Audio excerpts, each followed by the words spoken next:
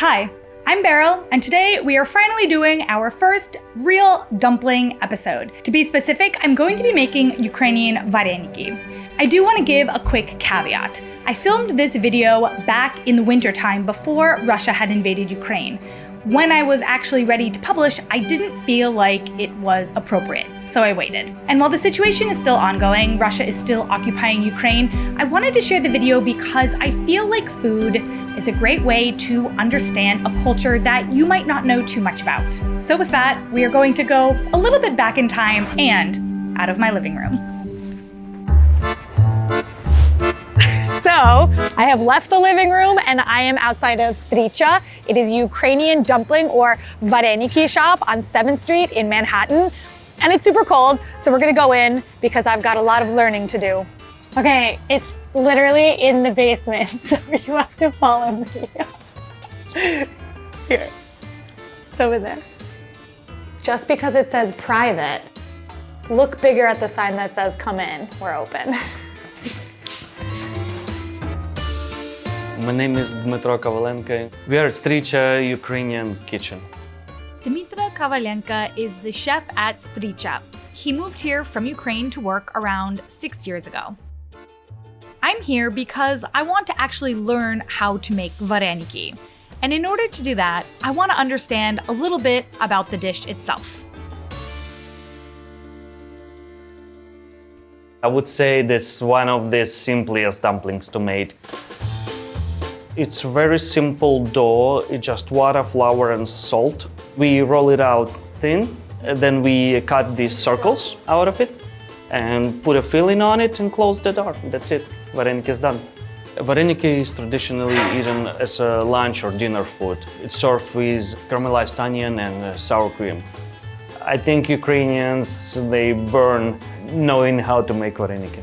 I learned it like from family and friends gathering and making like vareniki together, which is Ukrainian tradition.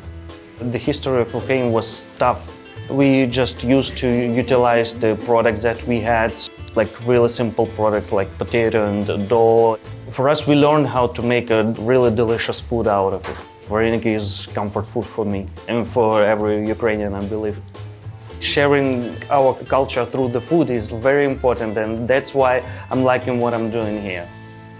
Do you think that I can learn to make vareniki with you today? I'll teach you how to make vareniki today. Okay, great.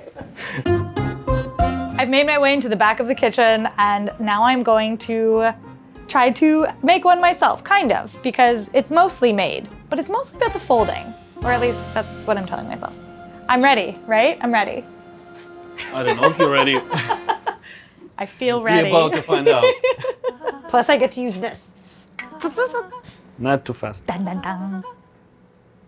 Da, da, dun, dun. So you put it in the middle, and then like you hold these edges and push it inside, so it's kind of stretching the dough in the middle. Okay, yeah. You understand?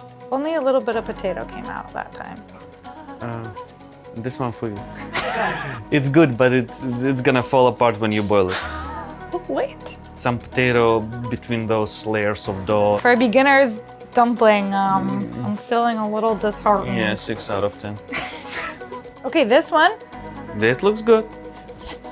You cannot have the potato touching on the sides where it's gonna seal. Otherwise, when you boil it, it's gonna break. And that's the hardest part, is getting it to stay in the center. We did it. Nothing got in the way. It's good. Now it's 8 out of 10. I went from 6 to 8 in just like two vareniki. Wow, there's a lot more here. Well, I guess I'm going to work. Actually, it's 9. Okay, this one's also, this is going really well. It's perfect. Come on. Well, I'm done here. Okay, the fruits of my labor, although not entirely of my labor, but we'll see how it tastes. Having a mashed potato as a dumpling is truly an experience, and it's delicious and kind of tastes like my childhood. I think the hardest part is gonna be rolling out the dough since I don't have that industrial dough roller. But as far as everything else, I think like I'll use a glass to cut everything. I know how to make caramelized onions. I know how to mash potatoes. I know how to do the twist. This is like the kind of dumpling that like sticks in your gut, and on a cold day like it is today, it's exactly what you want to be eating. Okay, I'm gonna make this at home. Before the next dish, thank you to Birch Living for sponsoring this video. Birch is a premium mattress in a box company. They make non-toxic mattresses right here in America that are crafted with organic and natural materials that have been sustainably sourced. I actually got a Birch Luxe mattress for my parents, and so that's where I'm unboxing it.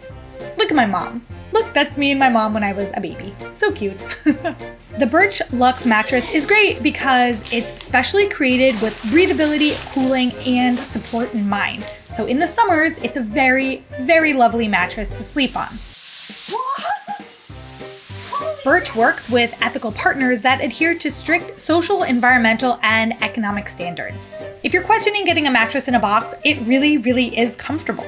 My parents have had their Birch mattress for around 2 months now, and they have really been enjoying it. They said that they have definitely noticed a difference, especially this summer with their new mattress, that they are actually cooler at night, which is really awesome. But if you do buy a mattress from them and you don't like it, you get a 100-night sleep trial, and if you decide to return it, Birch will come and remove the mattress for you. If you order a mattress, you will also get 2 of their eco pillows, which are made from recycled plastic bottles. Honestly, they were so soft, it was very surprising. All pillows, I've decided, should now be made with plastic bottles. The mattress also comes with a 25-year warranty because mattresses are made to have for a long time. If you are in the market for a new mattress, I would definitely recommend Birch. You can click the link in my description or go to birchliving.com/Beryl, and that will give you $400 off your order plus those 2 free pillows.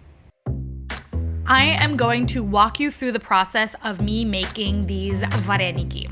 The dough is going to be a little bit shaggy. You want to massage, not massage, I mean knead.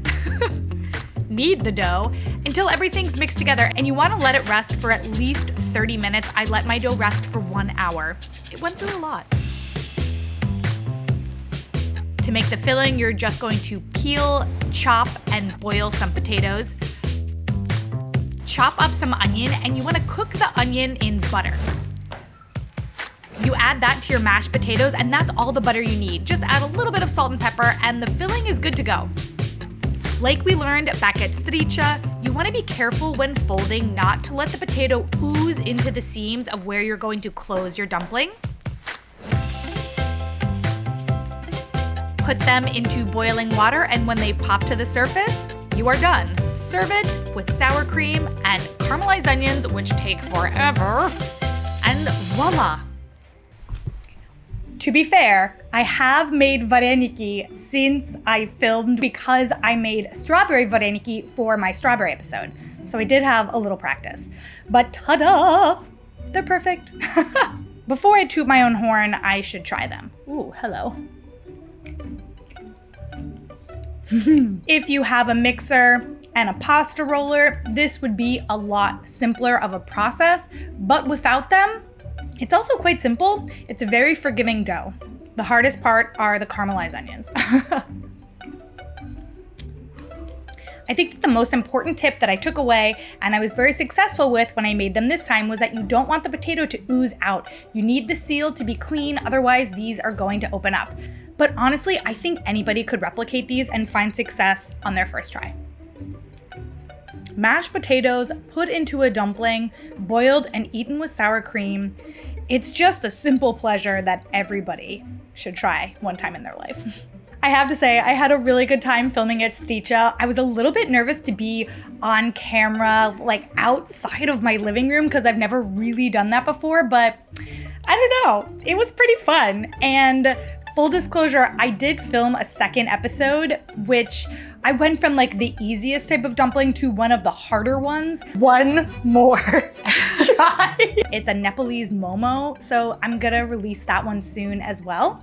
Before we head out, I want to mention two things. One, the artist behind me, her name is Iryna Maksymova. She is a Ukrainian artist who had to flee the country. If you're interested in her art or want to support her, I am leaving all of her info in the description. And secondly, because the occupation of Ukraine is still ongoing, I'm going to be donating the ad revenue of this video to a charity. I'm still researching which one, but by the time this video is live, I will have decided, and the link is in the description if you also would like to donate. I hope you enjoyed this new format. Let me know what you think of it. It's a work in progress. I will see you in my next video.